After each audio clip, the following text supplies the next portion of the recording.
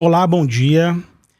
Sejam bem-vindos a esse episódio que vamos falar sobre longevidade financeira. Estamos na Semana ENEF, que vai de 13 a 19 de maio, a Semana Nacional de Educação Financeira, e esse episódio ele é uma iniciativa da ABRAP, por meio da Comissão Técnica de Estratégia e Criação de Valor. Eu sou Daniel Coelho, sou gerente na Valia, na área de Marketing e Educação Financeira, e também sou coordenador da comissão. Então, sou muito grato a todos que participaram e ajudaram a realizar esse evento. E muito grato também, especialmente, aqui a presença, dos nossos convidados. Temos aqui a Andréia Vanzilota. Ela é experiente, no mercado de previdência complementar, mais de 35 anos no mercado, consultora na empresa de HR Consultoria, né, Andréia? Seja muito bem-vinda, viu, Andréia?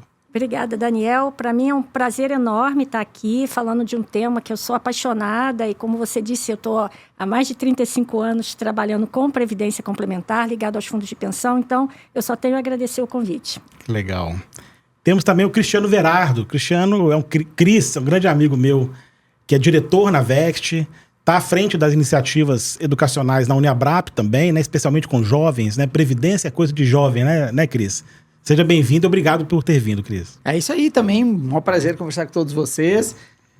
Diferentemente de um tema que só apaixona André, um tema fundamental, essa questão de longevidade financeira, levar o dinheiro o mais longe possível, bem importante. Que bom que a gente tem esse canal para falar disso e deixar eternizado esse conteúdo aí. Valeu, Daniel. Bacana, bacana. E a Maria Gurgel, que está aqui brindando a gente com a sua presença.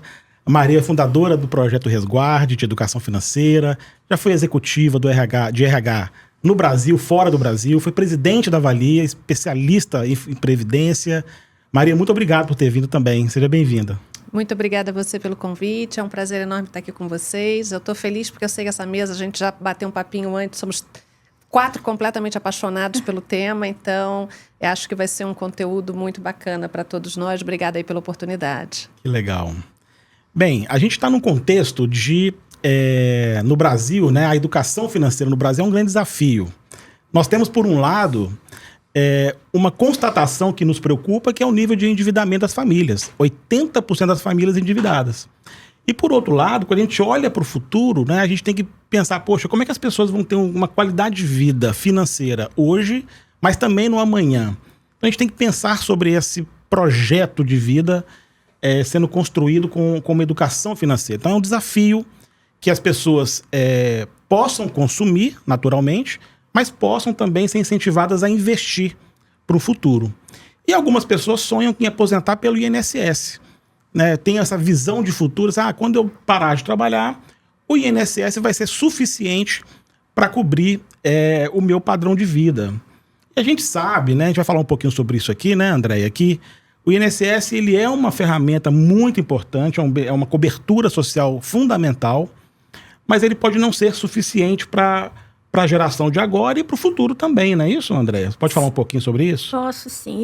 Isso é uma verdade, Daniel, porque a gente vem acompanhando já há alguns anos, o INSS vem passando por reformas, que na verdade são mudanças de regras, em que a gente vê uma preocupação do governo, seja lá o governo que está ali no momento da reforma, de equilíbrio das contas, Então, a gente tem uma preocupação fiscal muito grande. E essa preocupação, essa necessidade de equilíbrio, ela acaba trazendo uma redução de benefícios, é inevitável, Nós tivemos uma reforma da Previdência em 2019, foi a última, em que vários benefícios tiveram ali mudanças de regras importantes e que a grande parte da população acaba não se atentando para isso, porque embora a Previdência seja uma coisa de jovem, infelizmente no Brasil a maioria só começa a pensar nisso ali quando está chegando perto da aposentadoria. E aí esse imaginário de que vai conseguir manter um padrão de vida com o INSS, ele está cada vez mais difícil, mesmo para os salários mais baixos, porque a gente... Você pode dizer, tudo bem, você está pensando numa pessoa com um padrão de vida um pouco maior, de fato o INSS não cobre. Mas por conta dessas mudanças, você está atingindo cada vez mais pessoas ali. Quem ganha 2, 3 salários mínimos por mês já tem que ter uma certa preocupação com relação à manutenção desse padrão de vida na velhice, porque é bem provável que o INSS não consiga repor essa renda totalmente. E, claro, isso vai aumentando à medida que a pessoa tem um salário maior. E aí, quando a gente pensa em aposentadoria, a gente pensa num período em que a ideia de que a aposentadoria é na velhice, né? E aí, esse conceito de velhice é algo que no Brasil e no mundo, ele vem mudando ao longo do tempo, né? Há 30, 40 anos atrás, uma pessoa de 60 anos era considerada velha, né? Idosa, melhor dizendo, até para usar uma expressão talvez menos pejorativa. Era considerada idosa, a gente tinha uma expectativa de vida bem menor do que a que nós temos hoje. Hoje, uma pessoa de 60 anos, ela está, muitas das vezes, no auge, né, do profissional, dependendo da carreira que ela tem um pique enorme e tem ainda muito tempo pela frente. Então, é essa dinâmica que a gente tem que pensar quando olha para a longevidade impactando nesse planejamento de previdência. Porque se a gente está vivendo mais e a gente quer viver mais, essa é a verdade, a gente precisa de mais dinheiro para manter esse padrão de vida na aposentadoria, né? Então, eu vejo isso como um primeiro desafio. Acho que a gente tem que... as pessoas precisam se conscientizar de que o INSS é fundamental, você tem toda a razão, mas ele não vai ser suficiente para boa parte das pessoas. E tem do outro lado a questão da queda da natalidade, né? Sim. Que é essa base que vai contribuir com o INSS. É uma base cada vez menor, as pessoas têm cada vez menos filhos, além da questão da informalidade.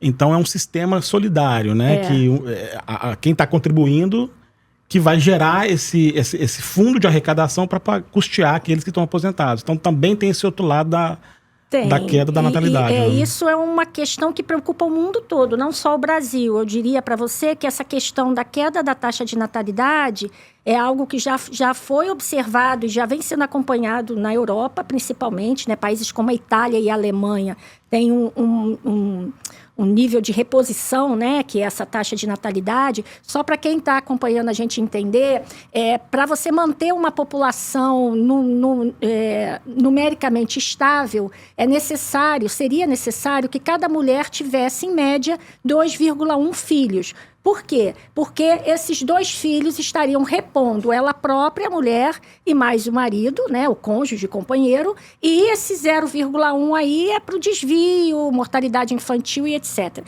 Então, a taxa de reposição abaixo de 2 significa um encolhimento da população.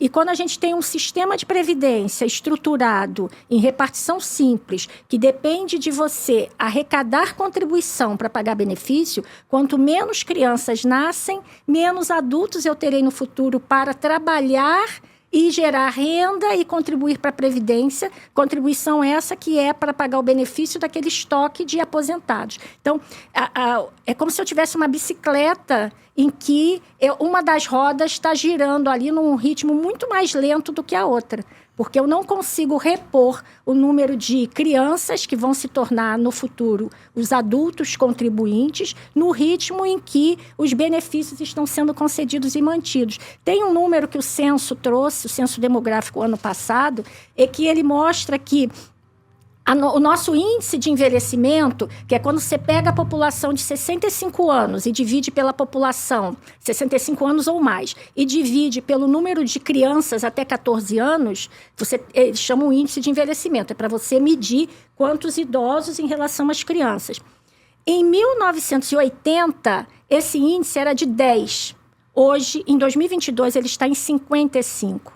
Então, eu tenho uma quantidade... O crescimento de idosos em relação ao número de crianças foi absurdo. Quintuplicou, né? Então, isso mostra realmente... na época, quando saiu o resultado do censo, né? Eu, como estatística e atuária, claro que eu corri para ver os números. O Brasil está mais velho e mais feminino. Porque as mulheres vivem mais, e aí tem toda uma questão até fisiológica também, que as mulheres vivem mais, e como a gente está vivendo mais, né, em média, a longevidade, você tem um contingente muito mais de idosas do que de idosos. né? Então, isso tudo tem várias implicações econômicas, saúde pública, enfim, uma série de questões que realmente a gente precisa pensar a respeito. Legal. Bem, vimos aqui, Cristiano, que o INSS, então, tem um sistema que desafia, né? É um alerta para a gente não poder contar apenas com o INSS para o nosso futuro. A Andréia comentou que com 60 anos a gente está com vigor, com saúde, que bom. E é para isso, é para continuar trabalhando, não precisa parar, né? Mas nós temos no sistema de previdência a previdência complementar. Esse é uma saída importante para a gente considerar nesse planejamento de futuro. Fala um pouquinho sobre esse modelo de previdência complementar, né? Como estimular frente a esse desafio da previdência social e que atributos que ele tem, né? Quais são as características principais desse modelo de previdência. Beleza. Tá ouvindo a Andréia falar, um dia desse a gente estava em algum evento da ABRAP e tinha uma consultora lá, aí depois vocês vão botar nos comentários, eu acho que ela é Caroline Félix, é uma brasileira que mora no Chile há muitos anos, uma moça super especialista, e ela foi legal que a gente fala assim, o INSS é um problema do governo. Claro, a gente fala do governo, governos haverá vários e já houve vários, é um problema do Estado brasileiro, isso que o André tá falando, gente, é problema da nação brasileira.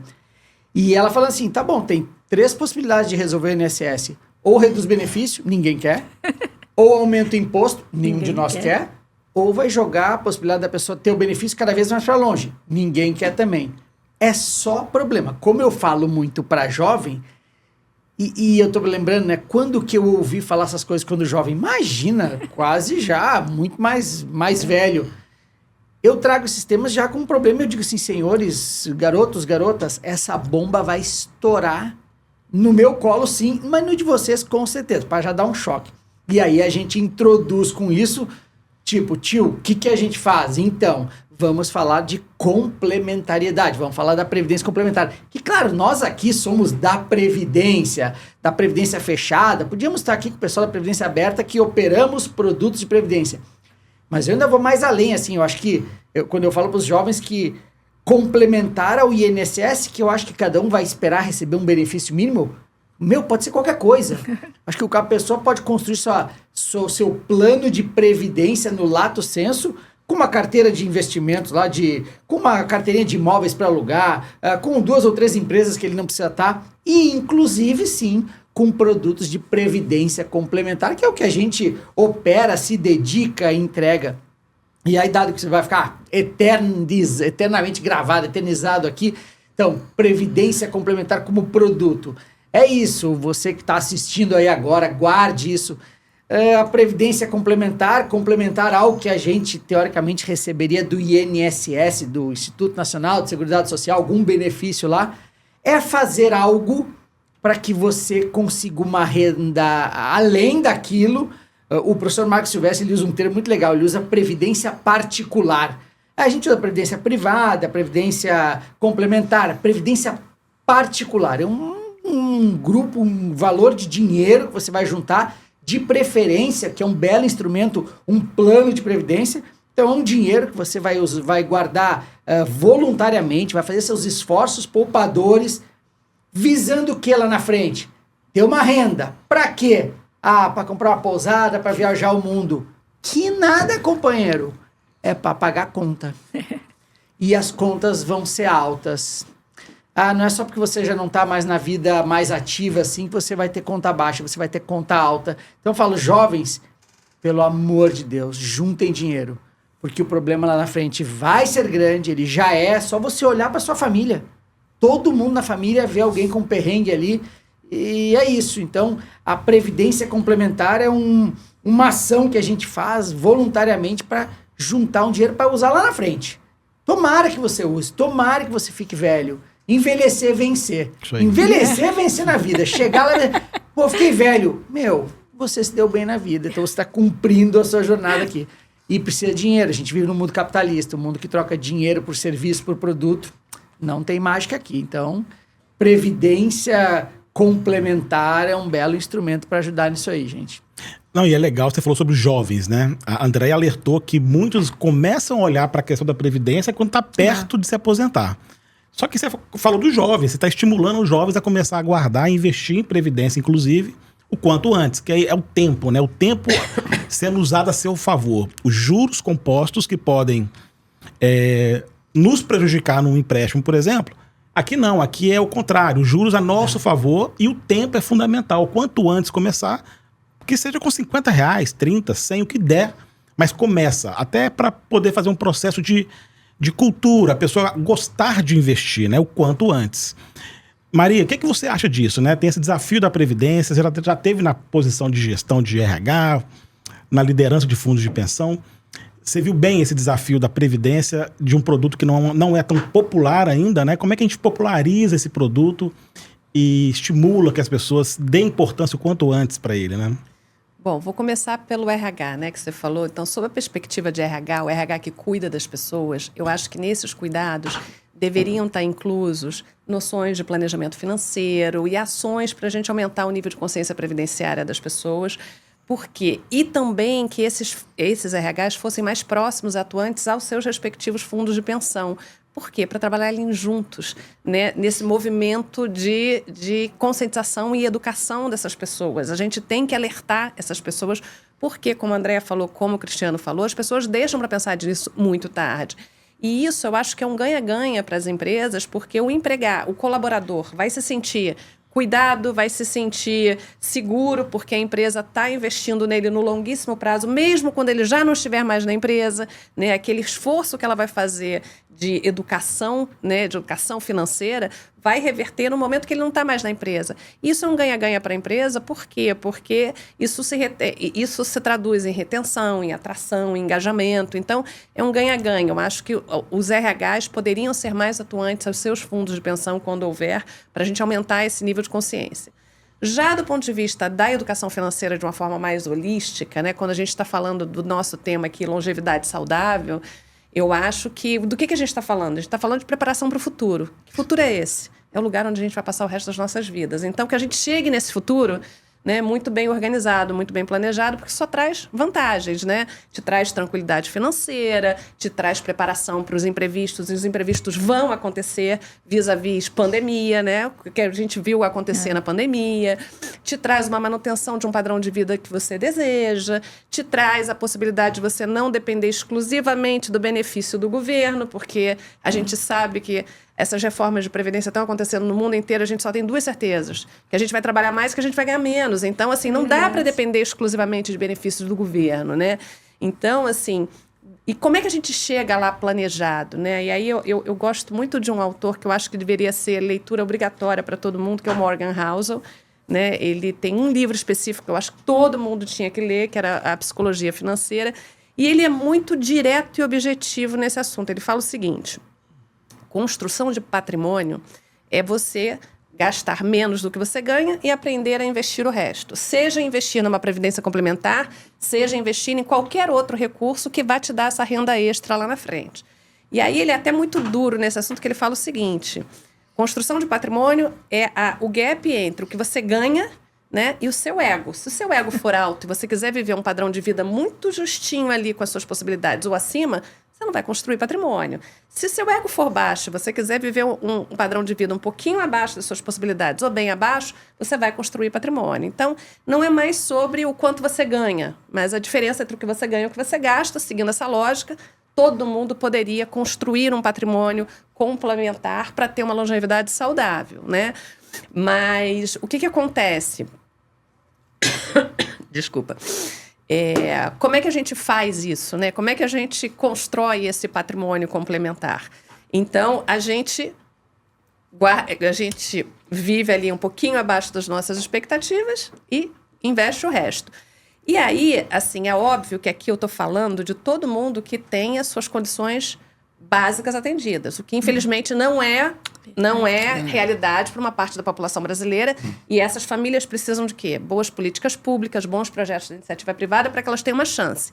Mas, atendidas as suas necessidades básicas, qualquer um pode guardar dinheiro. Não é mais uma questão do quanto ganha, né? Mas a diferença entre o que ganha e o que gasta. Então, assim, eu fiz muito esse exercício, você conhece bem a minha história, a gente conversou até sobre isso. Eu tinha uma determinação no meu primeiro salário. Então, assim, que eu ia parar de trabalhar aos 50 anos de idade. Não parei aos 50, parei aos 53, porque eu aceitei uma última expatriação, minha 4ª expatriação, para viver com a minha família fora do país. E foi ótimo, vivemos lá. E na volta, realmente, eu me aposentei do mundo corporativo e criei o meu projeto Resguarde, que é um projeto de educação financeira. E hoje, o que a Resguarde me dá? Né? Assim, a Resguarde me dá uma coisa que eu acho que é o que a gente compra lá no final, que é o seguinte, é tempo. É tempo e liberdade de escolha, né? Que é o seguinte, é depois de muito ter trabalhado, você poder fazer o que você quiser, com o que você quiser, quando você quiser, dentro de um padrão de vida que você escolheu viver e se planejou para viver. Então, eu acho assim, é difícil esse planejamento em paralelo? É, mas ele é viável, principalmente para os privilegiados que têm acesso a uma previdência complementar hoje no Brasil, que são muito poucos, né? A última vez que eu vi esse número não chegava a 10%. Então, aos que hoje têm acesso a uma previdência complementar, não joguem essa oportunidade fora. Invistam o máximo nisso, porque vocês estão completamente diferentes do resto do Brasil. Mas você comentou uma coisa sobre o gastar menos do que ganha para poder ter espaço para investir. É uma fórmula básica que faz sentido para qualquer pessoa. O problema é aplicar. Você comentou sobre o ego, você comentou sobre a psicologia econômica. E esse é um ponto-chave, né? As pessoas, às vezes, elas se espelham em vidas perfeitas de Instagram, a vida dos outros, e querem ter aquela ânsia de conquistar coisas também, ou até pensam que a sua identidade está ancorada naquilo que tem, nas posses, né? Isso gera uma pressão social. Então, as decisões financeiras são muito influenciadas por essas questões emocionais, psicológicas. E o nosso papel do pai e mãe é educar o filho desde cedo sobre essa questão. E você, no seu projeto, é justamente focado para a criança, não é isso, Maria? Para criança. Antes de eu responder da criança, só falar uma coisa que eu acho que é importante. Nesse processo de acumulação de uma renda em paralelo, eu acho que a gente tem que, assim, sejamos herdeiros de nós mesmos, né? Assim, a gente não pode priorizar só o nosso eu do presente. Quando a gente prioriza o eu do presente e o eu do futuro, essa equação dá certo lá no final. O problema é, hoje, com os Instagrams e etc., é essa prioridade muito forte no eu do presente, esquecendo que o eu do futuro existe. Então, assim, sejamos herdeiros de nós mesmos, né? Não adianta ficar achando que vai vir uma herança, uma loteria, né? Assim, vamos construir essa herança para que a gente lá na frente possa usufruir dela, né? Então, agora com relação à Resguarde, né? A Resguarde, ela combina literatura infantil com educação financeira. Eu criei a Resguarde justamente para que pais, professores, responsáveis tivessem umas ferramentas simples para conversar o tema de educação financeira com as crianças de uma forma muito lúdica, de uma forma muito leve, né? Hoje eu tenho 7 livros publicados, 6 para a turminha de 4 a 8 anos, 1 para a turminha de 8 a 12, e acabei de escrever o meu primeiro livro para 13 anos em diante, que vai ser publicado até julho, né? E o que tem? Tem comportamentos, tem habilidades, comportamentos, temáticas de educação financeira misturadas no meio de histórias para que a criança aprenda sem perceber que ela está aprendendo, né? Então, assim, voltando à sua pergunta ali, né, da importância dos pais, né? Os pais têm que ser o exemplo. Por quê? Porque a maior fonte de influência das crianças são os pais. Isso não é diferente quando o assunto é dinheiro. Então, assim, eu acho que a gente tem que se organizar financeiramente, primeiro, para resgatar a promissória mais complicada que a gente tem no mercado, que é o nosso tempo de volta. Mas, segundo, porque se a gente quer filhos, né, com padrões e comportamentos financeiros diferenciados, a gente tem que ser o exemplo. Criança vê, criança faz. Então, a criança tem que te ver consumindo de forma consciente. A criança tem que te ver fazendo lista de preços, tem que te ver pesquisando preços, tem que te ver priorizando o que você precisa na frente do que você quer. Ela tem que te ver consumindo de forma consciente os recursos do meio ambiente, ajudando o próximo, conversando com ela naturalmente sobre esse tema. Então, assim, a resposta mais simples, fácil, inteligente para essa pergunta, assim, quando é que a gente começa? É o quanto antes, né? Porque você falou disso logo no início, né? Assim, a beleza da construção de patrimônio está no tempo que a gente deixa juros compostos trabalhando. Então, quando é que começa? Quando aquele pinguinho de gente tem 2 anos, olha para você pela primeira vez e fala, compra para mim. Ali você já pode começar, você já pode fazer um monte de joguinho, já pode ler livro para começar a fazer com que essa criança, né, entenda aí a jornada do poupar. E essa questão de pais com filhos, os pais são os principais modelos que os filhos seguem, né? Em tudo, inclusive finanças. E às vezes os pais, poxa, passei por uma situação difícil na minha infância, na minha juventude, tinha poucos recursos, e agora eu estou um pouquinho melhor, eu quero poupar meus filhos daquilo, né? Daquilo que eu passei, e que aquilo que eu passei é que me trouxe até aqui, e eu quero poupar meus filhos daquilo. Tudo bem que os filhos não têm que sofrer o que você sofreu, mas também não precisa ser tudo dado de mão beijada, tudo muito fácil, né? Então, uma criança pede, por exemplo, uma bicicleta que custa lá R$500. Pega o seu filho, vamos falar assim, filho, vamos guardar R$50 por mês e constrói essa poupança junto, esse investimento junto. Você vai ensinar seu filho sobre persistência, paciência. O brasileiro é impaciente, ele quer para ontem, não é nem curto prazo, é para ontem. E aí o empréstimo vem e resolve esse problema. Então, quando você faz esse tipo de decisão, você está ensinando sobre construção, sobre investimento. E lá, quando chegar na hora que acumulou aquele valor e que você vai lá com ele e compra a bicicleta, o prazer e a satisfação é maior do que a bicicleta em si. É o processo. Então, você está ensinando o seu filho pelo exemplo, apenas nesse pequeno exemplo. Cristiano, você tem 3 filhas, né? Como é que é a sua história lá com as suas filhas sobre essa questão de educação com o filho? Ela mudou muito, claro, depois que eu vim pro mundo da Previdência. Mas tu tava falando agora, eu tava lembrando, cara, um dia das crianças que a gente fez lá na Vext, deve ter sido faz uns 6, 8 anos atrás. E, na verdade, a ação de Dia das Crianças era pros pais. Então, a gente trouxe uns pais do nosso mundo, assim, para falar. E um carinha desenhou um círculo vicioso muito legal no quadro. Ele falava mais ou menos o seguinte, qual é o problema? Na perspectiva dele, é um problema. Os pais estão cada vez mais fora de casa, batalhando na vida. Chega em casa, um rombo no coração, também um monte de culpa por não estar vendo seus filhos. Como é que resolve culpa? Presente ou experiência cara? Para dar presente e experiência cara, precisa o quê? Dinheiro. Para conseguir dinheiro, tem que fazer o quê? Ficar mais fora de casa. Cara, fora de casa, culpa, tento resolver com dinheiro, com experiência. Enquanto a gente não resolver, aí pega, pra mim, um negócio chave da Maria é isso, assim, enquanto não quebrar essa questão do padrão de vida, que é muito colocado como comparativo na grama do vizinho, gente, enquanto a gente estiver olhando a grama do vizinho, comprando o que não precisa, com dinheiro que não tem pra se amostrar pro cara que eu nem gosto, que é o meu vizinho, então a gente tá frito. E aí é isso, a gente vai ter que pegar o nosso ego, dar uma trabalhada nele assim, e começar a viver padrão de vida diferente. Olha, eu sei que tem gente que fala assim, mas se economizar o cafezinho, se economizar lá o lanche, não vai na lanchonete tal, vai na outra, vai menos vezes por semana. É verdade, isso tudo é exemplo, eu sei. Gente, eu advogo hoje na minha vida que tem que fazer umas coisas mais radicais, assim. Senão não vai dar certo. E aí, isso aí vai ter que demonstrar para os filhos. Maria tá falando, pois é, né, cara, os filhos têm que olhar para os pais. Aí eu fico pensando nos pais nos meus amigos como pais, assim. Gente, tá todo mundo frito, correndo atrás de uma máquina para se exibir pro outro, para ver qual é o melhor carro na garagem, para ver qual é o melhor clube, para ver não sei o quê. Gente, ó, eu nem sei aqui. Vai até às 9 hoje, né? Nossa, Temos o problema tempo. é enorme, né? Enorme. É verdade. E nós vemos muito nossos pais, é o seguinte, vamos lá. Quem educou nossos pais em educação financeira? Coitados. Não tinham nem a presença dos meus avós lá. Os nossos pais deram uma bela vencida na vida. Pô, deu uma subida. E nós vivendo uma situação de consumo, de possibilidades enorme. Eles não tiveram essa educação também, e nós também aqui. É baita desafio. É por isso que a gente tá aqui. Por isso, e bem-vinda, que graças a Deus tem a BRAP fazendo isso, porque é problemão mesmo. É verdade.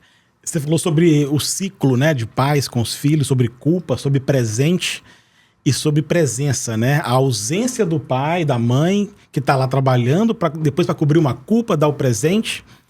E esse é um desafio, ainda insistindo nessa parte de responsabilidade paterna, materna, da relação do presente e da presença. Né? Esse filho, quando tiver 30 anos, 40, ele não vai lembrar da casa que você fez lá, um móvel bonitinho para ele. Não é isso que vai ficar registrado na memória do seu filho. Mas sim o tempo de qualidade que você passou com ele, que está muito mais ligado à presença. Temos que trabalhar, temos que buscar o melhor para nossa família, isso é certo, é digno, está correto. Mas temos que investir com qualidade no tempo com a família. E nesse tempo, tratar de todas as questões de um relacionamento, inclusive a financeira. Não vamos delegar essa educação para fora, começa dentro de casa, né? E nós temos que começar isso o quanto antes. Informação não falta. Se você der um Google lá, educação financeira, tem milhões de produtos gratuitos, soluções. Essa é uma iniciativa gratuita também. Então tem informação. O que precisa é decisão. Essa questão da grama do vizinho, o tal das redes sociais, aquela vida modelo. Primeiro que se você for investigar a fundo, provavelmente não é uma vida tão perfeita. A pessoa registra o momento perfeito, mas não é que é uma vida perfeita, né? Então a gente tem que parar de se espelhar nessas referências que não são verdadeiras e a gente, de fato, construir a nossa vida com qualidade e visão de presente e futuro. Quando a gente pensa assim, no Brasil, até agora avançando um pouco a idade aqui, né? Nós temos indicadores, né, índices que são preocupantes. Já comentei, quase 80% das famílias estão endividadas. Foi feita uma pesquisa recente pela Febraban e constatou que a grande massa, né, a média da população brasileira tem um índice muito baixo de educação financeira, de conhecimento sobre questão de finanças. E isso é um ponto que a gente tem que combater, a gente tem que ajudar, a gente tem que fazer, nós que temos o privilégio de estar aqui inseridos nesse contexto, como a gente passa isso para as pessoas, né? Então, André, fala um pouquinho sobre esse desafio, né, de cultura, desses índices de consumo, né? As pessoas são muito consumistas, cultura de curto prazo, não olham esse amanhã, que vamos ter o eu do amanhã, tem o eu de hoje, tem o eu do amanhã que virá, né? A longevidade mostra isso. Esse desafio, né, André, de voltar nesse ponto. É um desafio, é uma questão cultural, muito como eles colocaram, tanto a Maria quanto o Cristiano. É difícil romper esse círculo, porque essa questão de culpa, né, ela é muito presente, né? Eu sou de uma geração em que as mães não trabalhavam, via de regra, então elas cuidavam dos filhos, estavam sempre presentes e os homens eram os provedores. E claro, né, nós conquistamos um espaço importante, mas com isso veio um custo, né?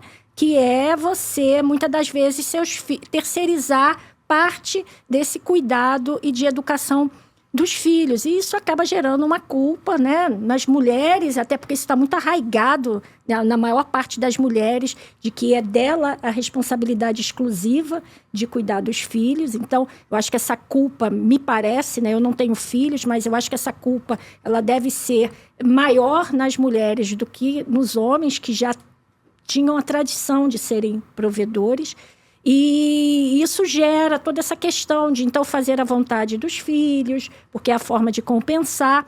E isso realmente tem um preço. Eu vejo duas questões aí. Você acaba fazendo um desserviço para essa criança, porque você não ensina ela a questão de que nem tudo que ela quer é possível, nem tudo que ela quer ela pode ter imediatamente. Quando ela se deparar com a vida real, quando ela for para o mundo real, ela vai sofrer ainda mais do que sofreria, e para os pais, que acaba gerando um endividamento muitas das vezes, porque querem comprar e compram algo que elas não têm condição de pagar e fazem empréstimos e enfim, acabam se endividando. Então, eu acho que é uma questão cultural, e tudo que é cultural você demora a quebrar, e eu acho que isso passa por educação.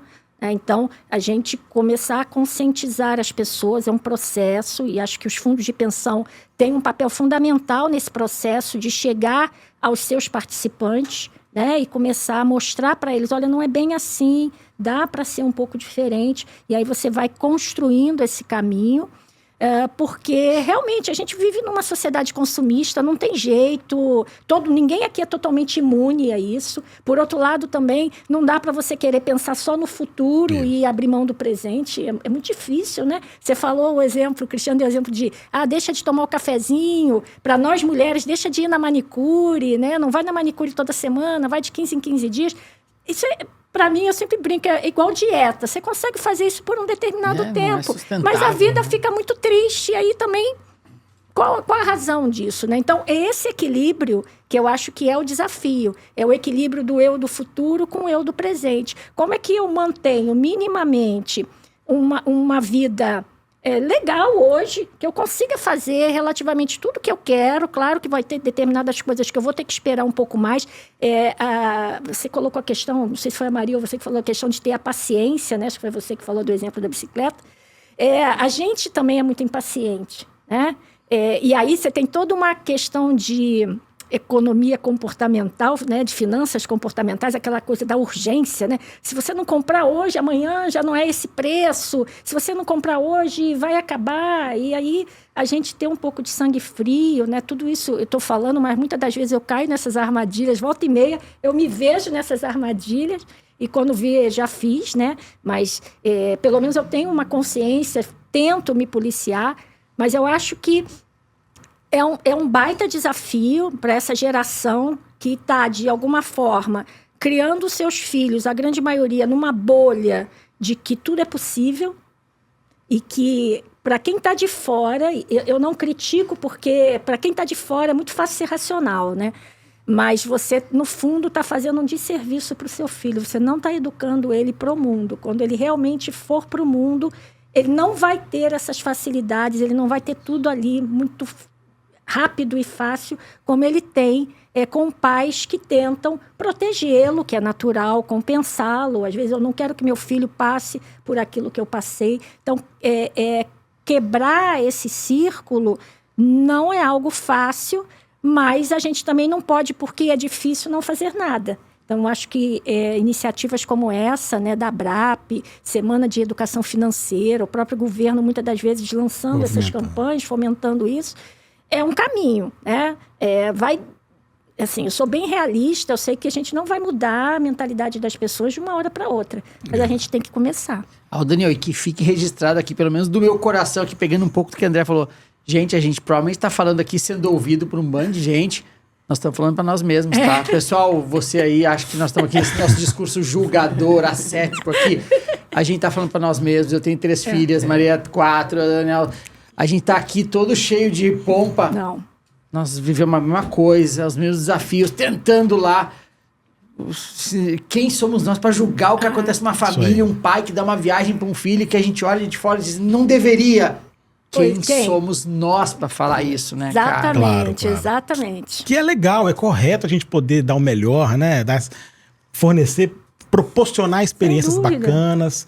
Mas temos que tomar o cuidado, né? Do limite. Acho que esse é um desafio do limite ali do seu padrão de vida, né?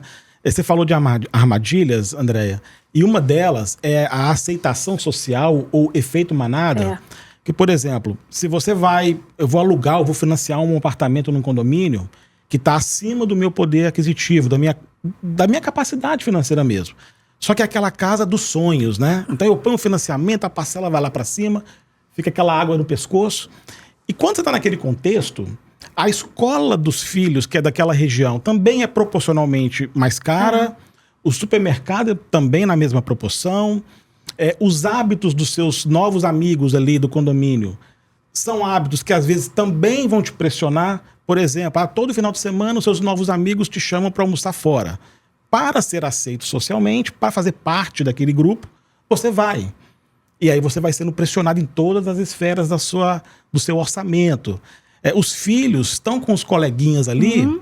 Papai, mamãe, todo mundo tem iPhone, eu quero iPhone também. E aí, mais uma pressão social. Isso são armadilhas sociais que, em busca de algo legítimo, que é um sonho, pode se tornar um pesadelo quando você se endivida, por exemplo, acima daquele momento. Neste momento, você não poderia estar ali. Pode ser que daqui no futuro você possa ir para aquele condomínio melhor. Mas a gente tem que ter esse cuidado, porque senão essa pressão financeira tira o sono da gente. Não adianta uma casa bacana, mas eu não te deitar com a cabeça no travesseiro, vem aquela pressão. E aí o Cris falou, André, também, sobre economizar no cafezinho, na pizza. Isso de fato também pode ser um caminho importante, dependendo do caso, mas às vezes não é suficiente. Às vezes a economia vai ter que ser no gasto fixo. Exatamente. É na casa, é no carro. Não é isso, Maria? Você tem que economizar no gasto fixo para que, quando as intempéries vierem, né, você ter ali o custo variável para você lidar com aquele dia a dia, né? Então, assim, sim, o cafezinho, a unha, isso ajuda, mas eu acho que a gente tem que pensar em padrão de vida mesmo. Senão a gente não consegue chegar nessa equação. E assim, você tinha falado ali dos endividados, né? Assim, além de todas as estatísticas que você trouxe, eu acho que hoje no Brasil existem grupos que não deveriam existir, mas graças a Deus eles existem. Você tem os devedores anônimos, né? Que é um braço dos alcoólicos anônimos que adaptaram os passos para tirar as pessoas das dívidas. Tem os super endividados do Procon de São Paulo. A última vez que eu olhei esses dados, eram 50 milhões de pessoas que ganhavam em média em torno de R$3.000 e deviam em média em torno de R$90.000. Cara. Então, e o que acontece? Isso se reflete numa extensão quase ao infinito da vida laboral. As pessoas não conseguem parar de trabalhar porque não se organizaram para isso, né? E de onde é que está? Eu acho que, assim, trazendo isso um pouquinho para o que eu faço, né? Que é educação financeira infantil. Eu acho que a base disso está em adultos que, quando criança, tiveram total ausência de educação financeira, fosse em casa, fosse nas escolas, né? Então, assim, eu acho que toda vez que nasce uma startup, um projeto como o meu, a gente visa o quê? Visa tentar solucionar aí alguma dor de mercado, ajudar a solucionar alguma dor de mercado. E no meu caso, é o endividamento, que é uma coisa que me assusta brutalmente, né? Eu queria, assim, influenciar, mesmo que minimamente, mesmo que eu seja uma gotinha no oceano, essa geração de crianças de hoje, para que eles cresçam com esses padrões e comportamentos financeiros diferenciados, entrem direto para a lista dos investidores, sem jamais ter que passar pela lista dos endividados, né? E aí eu gosto sempre assim, eu tenho feito muita palestra, né? E eu conto um caso que é verdade. Assim que eu assumi a Valia, esse diretor, que era um diretor que ganhava um salário exorbitante, entrou na sala e falou, olha, eu gostaria de um empréstimo, mas eu preciso de uma exceção no empréstimo, porque a minha vida financeira saiu do prumo. E saiu do prumo por quê? Porque ele rodava o mês muito acima das possibilidades dele e ele não tinha coragem de contar para a família que ele não era o milionário que a família achava que ele fosse. Corta. A pessoa que trabalha lá em casa, ela está com a gente há quase 20 anos, fomos morar fora, voltamos, ela voltou a trabalhar com a gente. Ela mora numa casa de 3 andares própria, ela aluga 2 andares, tem o INSS do marido falecido, o INSS dela está certinho para ela se aposentar daqui a 6 anos. Ela é uma boleira de mão cheia e eu consegui transformar a poupança dela em títulos públicos. Então, e ela já falou para mim, daqui a 6 anos eu volto para o interior de Alagoas e eu vou morar que nem rainha. Quem está mais rico? O novo conceito de riqueza. Ela é mais rica do que ele. Ela é mais rica do que ele. Né? O novo conceito de riqueza é que você fazer o que você quiser, com quem você quiser, quando você quiser, dentro do padrão de vida que você escolheu viver, essa mulher está infinitamente mais rica do que ele. Né? Então, assim, eu acho que é disso que as pessoas têm que pensar. Por isso, trazer essa história para o padrão de vida que a gente escolhe viver no presente para a gente conseguir suportar uma longevidade saudável com um padrão de vida que a gente escolhe viver lá na frente.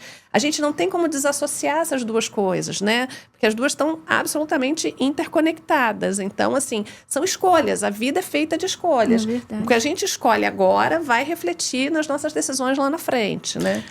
E a gente não pode viver só no piloto automático do que a gente quer. As nossas vontades, né? Tá louco. Nossos desejos. Se deixar, vai descambar, né? Daniel, assim, para criança, a primeira coisa que você ensina para criança é a diferença entre querer e precisar. Onde você quer algo que você deseja, mas não é essencial para sua vida, e você precisa de alguma coisa que é algo que é essencial para sua vida. Então, assim, o adulto, ele sabe a diferença. O problema é que o adulto cria mecanismos na cabeça dele para achar para classificar o que ele quer como que ele precisa. Eu trabalho muito, eu preciso desse carro. Mas você não precisa desse carro.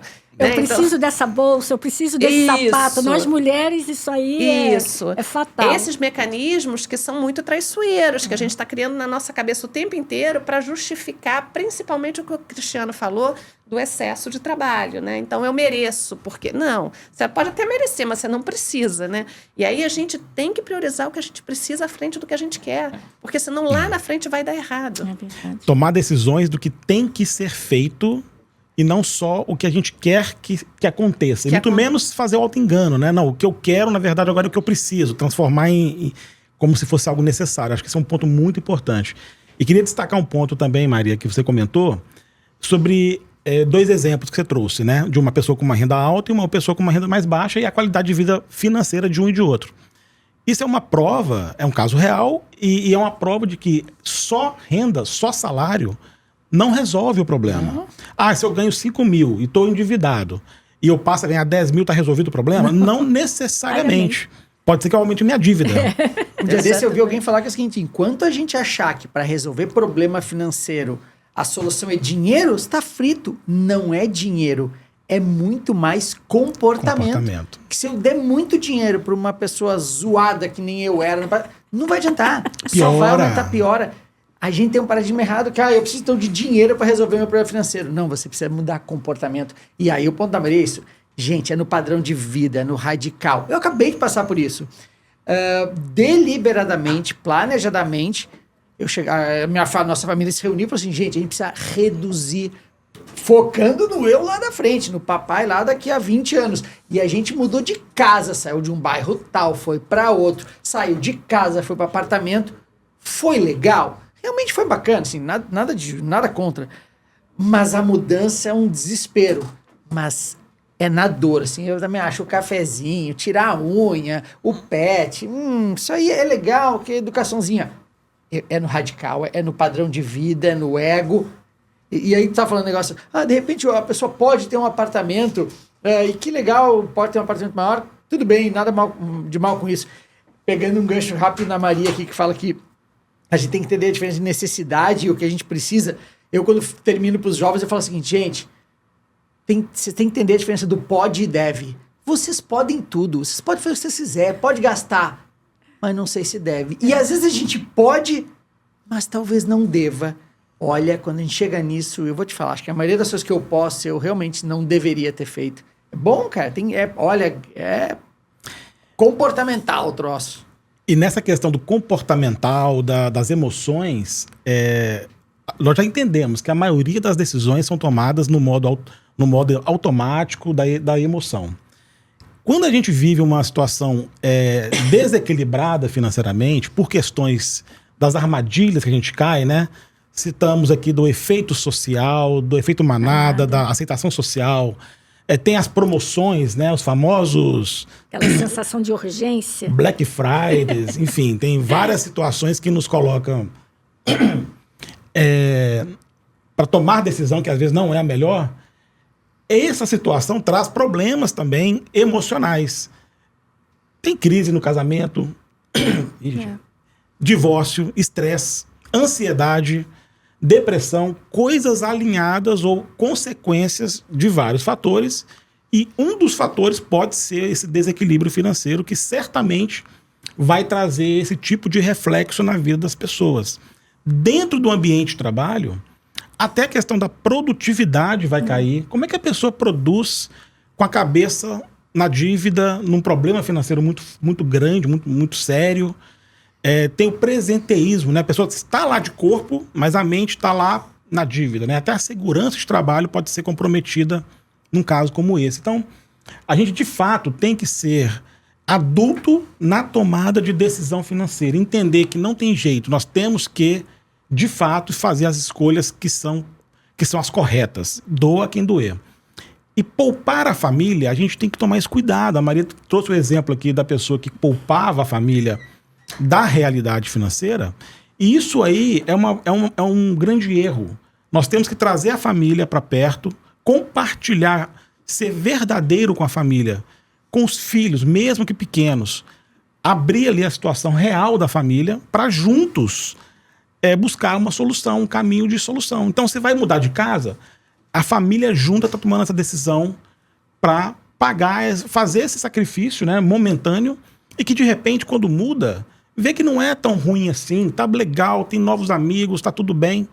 Então as decisões têm que ser tomadas em famílias, o relacionamento ser preservado, porque a questão financeira pode afetar essas questões de relacionamento, né? E afetam. A gente tem números que são assustadores sobre índice de divórcios, um monte de indicadores que o problema da falta do dinheiro e até do excesso. Quantos casos da pessoa que falece e os filhos estão brigando por causa de herança? A gente tem um monte de exemplos por aí, né? É verdade. Enfim, a questão é de fato tomar decisão sobre a questão do padrão de vida real. Curta a vida, vai curtir o seu presente, faça passeio com a família. De repente não dá para ir para fora do país? Vai aqui do lado, não tem problema. O importante é fazer experiências que estejam dentro, de fato, de um padrão de vida real. Né? Cristiano, lá na Uniabrap tem aquela previdência coisa de jovem. Você já comentou um pouquinho aqui, né?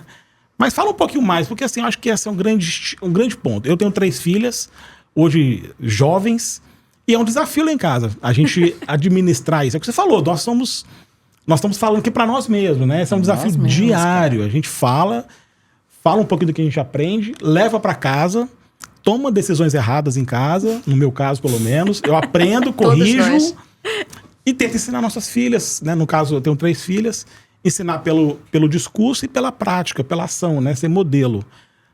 Como é que os jovens veem isso lá no projeto de Previdência Coisa de Jovens? Você sente que eles estão se mobilizando ou se despertando? Porque a gente, quando fala em percentuais de cobertura de Previdência Complementar, é baixo. Nem 10% da população brasileira tem esse acesso. A gente quer aumentar isso. Mas é importante a gente pensar em mais uma pessoa, né? Uma pessoa que você consegue sensibilizar já é uma vitória, né? Como é que você está sentindo essa sensibilização dos jovens, no caso lá do projeto da Uniabrap que você está coordenando? Não, indo direto para essa aí. Para aqueles privilegiados, sortudos, que têm a sorte de ficar 1 hora e meia com a gente lá da Uniabrap falando desse assunto, porque pensa bem, durante a juventude, na nossa foi assim, quanto tempo a gente passou, talvez dos 15 aos 30, parado na frente de alguém falando de previdência futuro? Nada.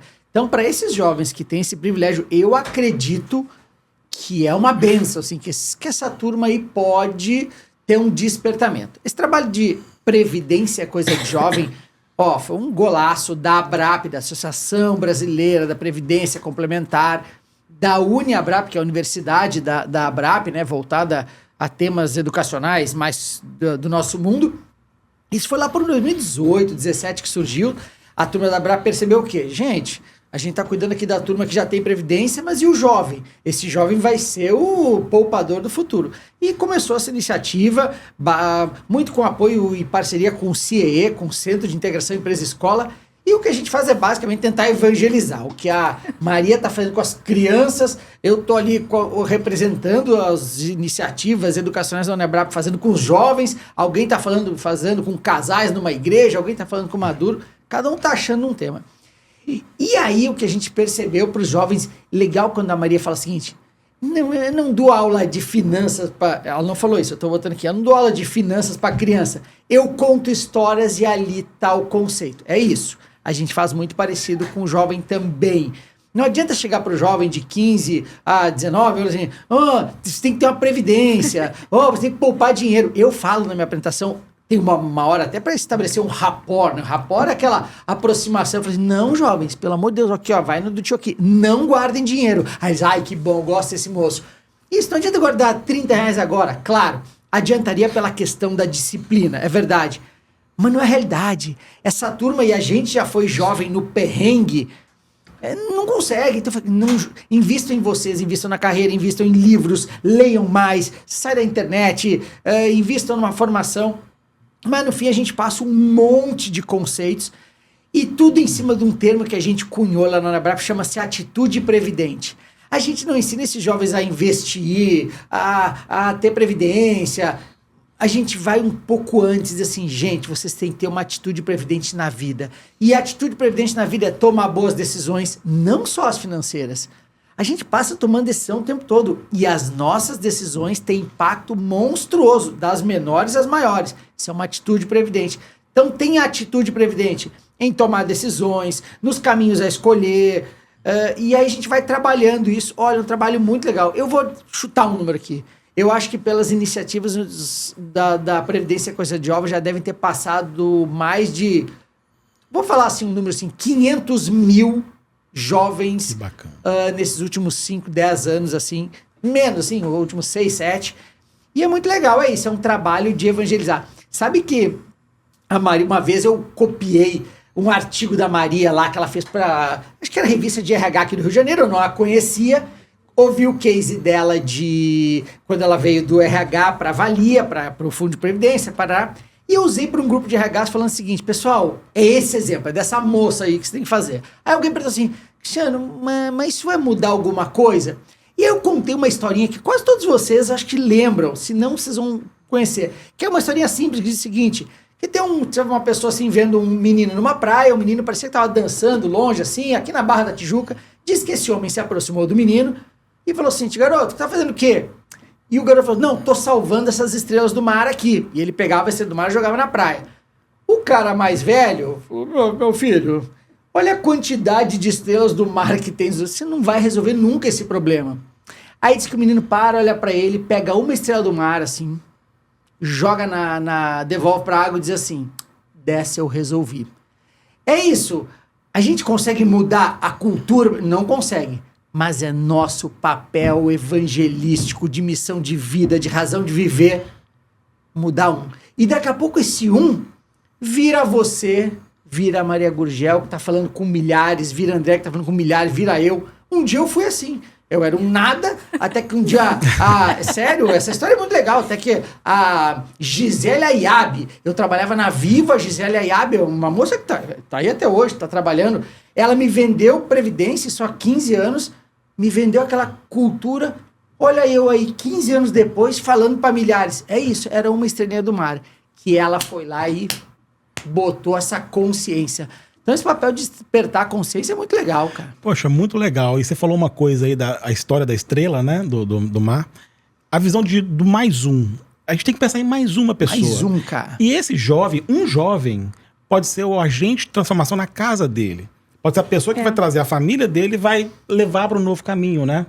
Lá em casa, com as minhas 3 meninas, eu tento trabalhar com elas o conceito eu dou uma mesadinha para elas, e aí eu falo assim, gente, você tem que ter 3 finalidades com esse dinheiro.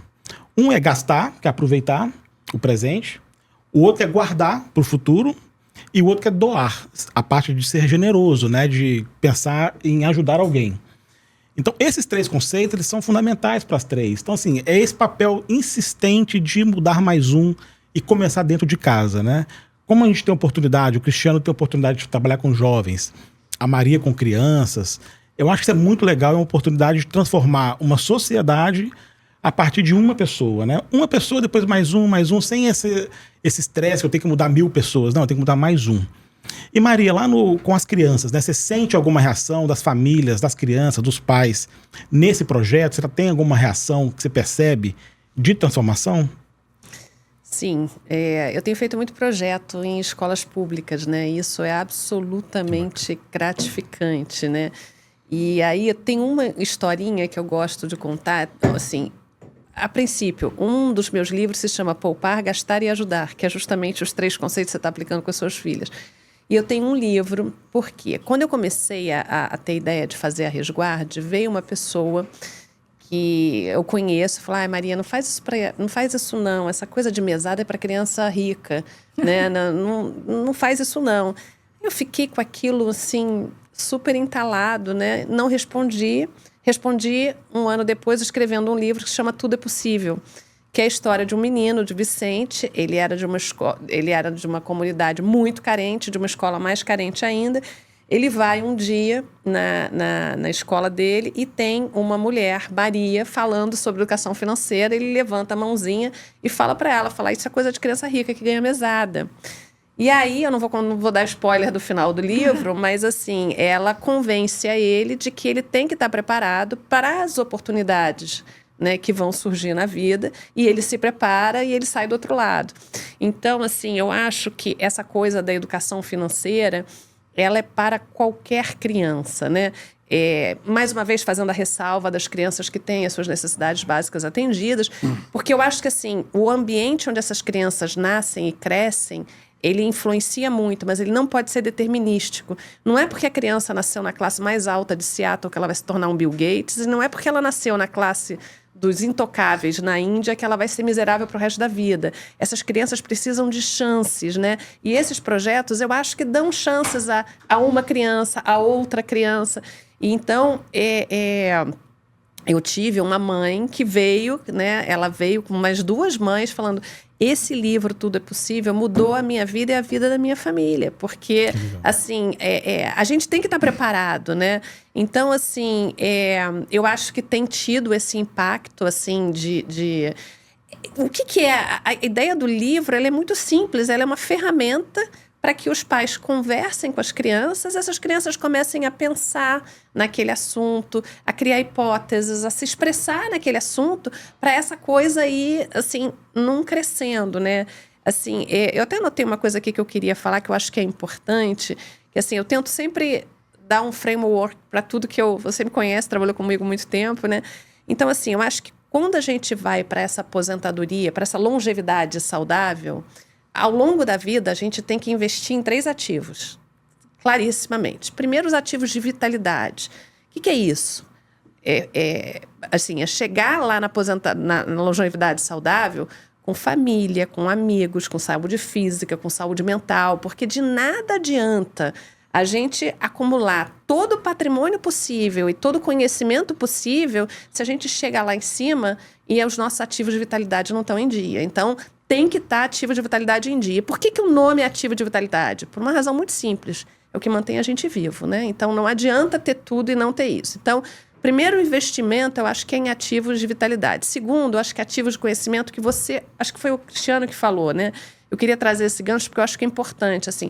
Dada essa infodemia que a gente vive, que esse bombardeio de informações a que a gente né, assim, bombardeado todos os dias, e pior, a velocidade com que essa informação fica obsoleta, é imperativo que a gente esteja se ressignificando, se recriando, se requalificando todo o tempo, né? E a nossa relação com o trabalho, eu acho que ela muda muito também. Principalmente se a gente comparar com a época dos nossos avós, né? Eles aprendiam um ofício, fosse no 1º grau, no 2º grau, no curso técnico ou na faculdade, e aquele ofício levava eles até o final da vida laboral com um ou outro treinamento, aperfeiçoamento. Hoje, essa relação com o trabalho, eu acho que ela é muito menos linear, ela é muito menos previsível. A gente estuda, trabalha e se aposenta eventualmente lá na frente, né? Então, assim, para quem não conhece, que eu acho que um de vocês falou, eu acho que vale o conceito de portfólio de carreira, que a gente tem que ter hoje no mundo, né?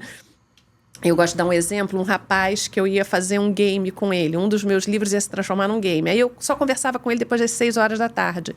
Eu falei para ele, mas por que a gente só fala depois das 6 horas da tarde? Ele falou, não, é porque eu sou gerente de uma seguradora de manhã e eu só faço game à tarde. Eu falei, e aí, como é que é essa tua jornada dupla? Ele, por um lado é cansativa, por outro, financeiramente, né, me ajuda. E um dia o game vai virar o meu plano A, mas no dia que o game virar meu plano A, eu vou ter um plano B na vida, porque eu gosto de ter plano B na vida. Então, portfólio de carreira é sobre isso. É sobre a gente ter sempre um plano B na vida, não é sobre ter 2 empregos, né? E é assim, o terceiro, que é o que a gente estava falando aqui, que são os ativos financeiros que a gente tem que investir ao longo da vida. E aí, eu gosto de fazer 2 distinções, porque eu trabalho muito isso nos projetos, né? Então, assim, a gente, para resolver esse problema que a gente tem hoje de endividamento, para a gente chegar numa longevidade saudável, a gente precisa passar por uma jornada do poupar. Essa é muito mais comportamental do que financeira, com base nas escolhas que a gente faz. A gente começa com criança na jornada do poupar, os projetos são todos na jornada do poupar, que eu faço nas escolas públicas, e você trabalha o que está por trás de cada escolha que a criança faz, para quê? Para que ela comece a fazer as escolhas corretas de forma sistemática. Quando vira escolha correta de forma sistemática, o que vira na nossa vida? Vira hábito.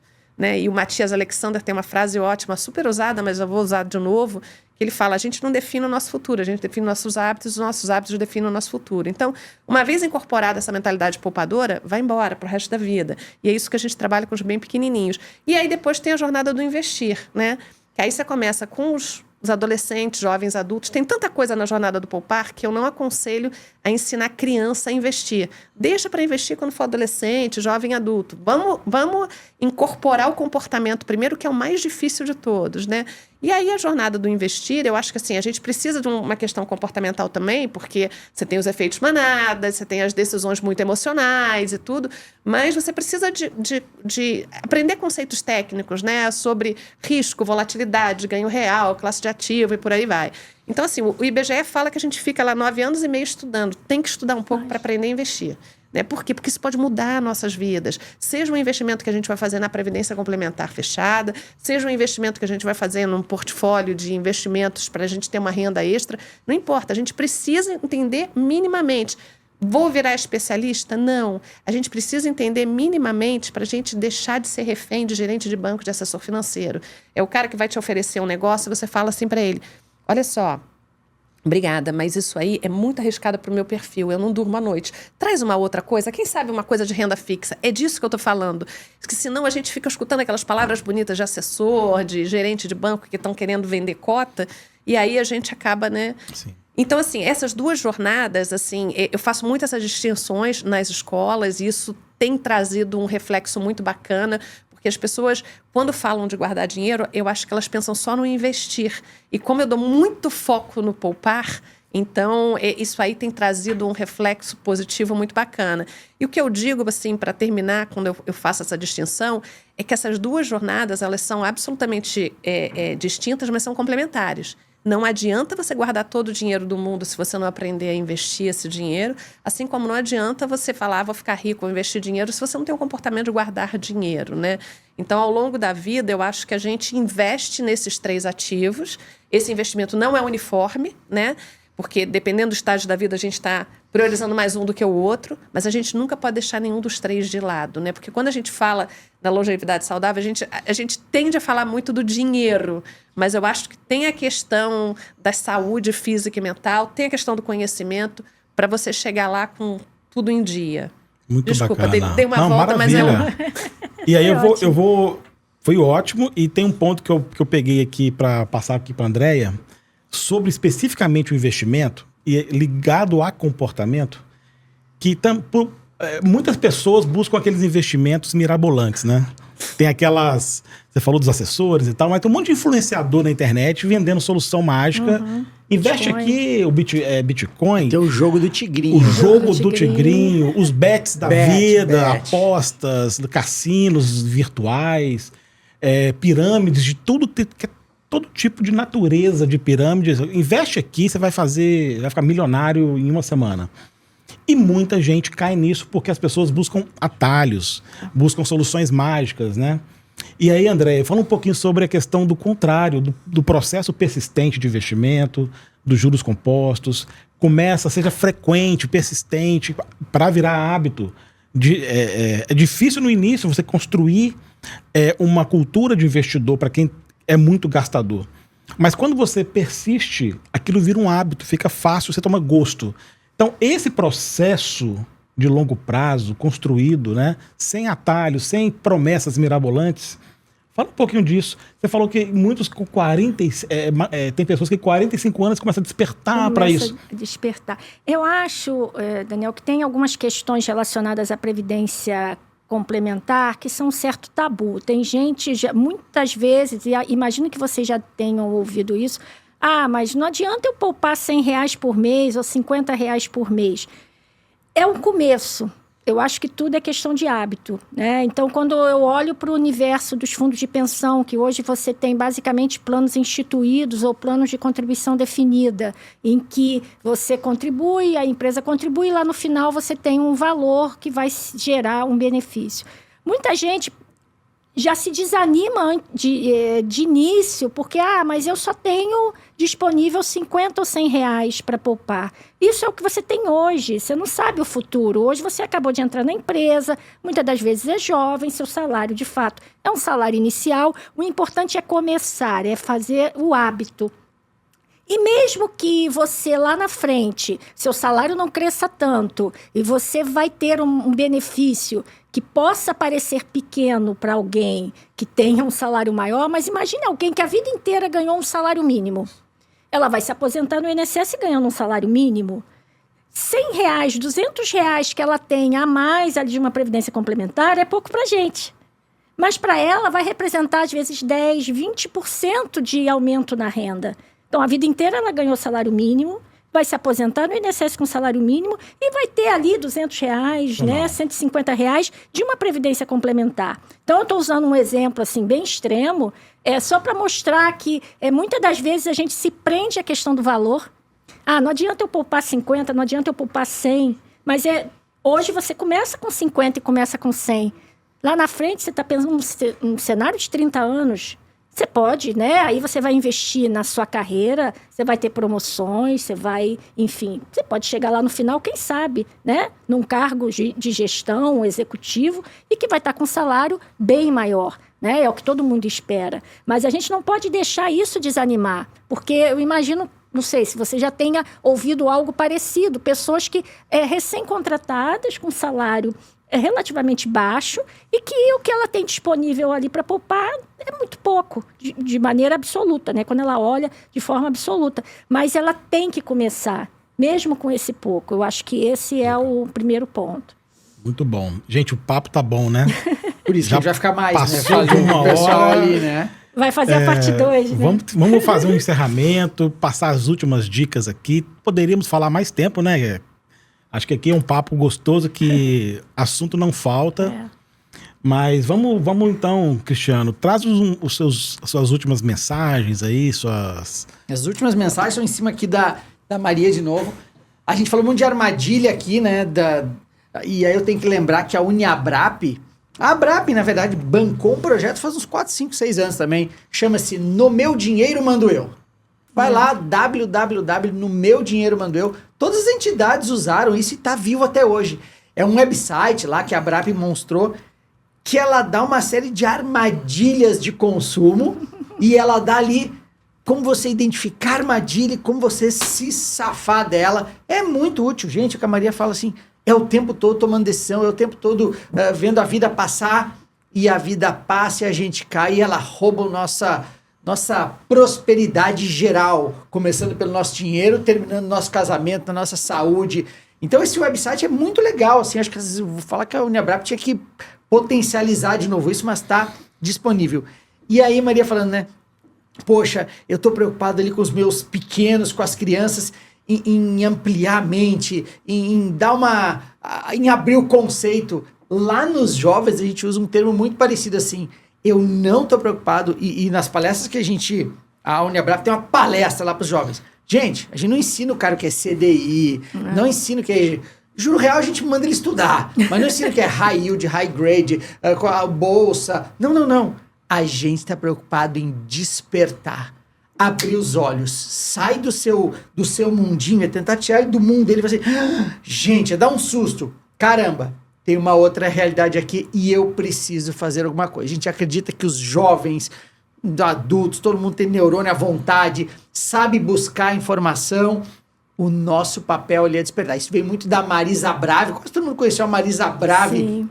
No nosso segmento, eu lembro, eu e o Daniel éramos colegas de comissão do Dr. Nairan, de educação financeira. Sim. Cara, e teve um evento em 2016 lá em São Paulo, e no final do evento, a Marisa Brave finalizava os eventos com uma frase, e tava eu e a Maiara, alguém até perguntou se eu trabalhava com a Maiara aí, na minha colegona de comunicação. A Marisa encerra o evento com essa frase assim, pessoal, quero encerrar esse evento de educação com uma frase do Ernest Renan, um educador francês, eu nem sei quem é, e a frase era mais ou menos o seguinte, que em educação, mais importante que a doutrina ensinada é o despertar. Quando eu ouvi aquilo, eu falei, caramba, é mesmo, gente, as pessoas, não adianta eu ensinar coisa para uma pessoa que não quer ouvir, eu preciso despertar. E esse foi o mote da questão dos jovens, e eu vou falar, Maria tá certo, claro, é óbvio que eu tenho que despertar uma criança, mas jovens e até jovens adultos ainda precisam ser despertados para dizer assim, senhores e senhoras, há um problema aqui, grande, cuja responsabilidade é minha, não a sua. É melhor você dar conta disso, é melhor você estar aware disso aqui, porque o seu eu futuro vai te cobrar. E o seu eu futuro vai cair no seu colo. E aí a gente usa essa questão do despertar, assim. E é um trabalho muito bonito, muito legal. É o que a gente está fazendo agora para todo mundo. Muito bacana. Você comentou da Uniabrap, que tem a plataforma lá gratuita de educação financeira. Na Valia também, nós temos o nosso valiaverso.com.br, que é gratuito para sociedade, para filho, para pai, para mãe, para todo mundo. Lá tem esse índice de saúde financeira, então podem entrar e usar.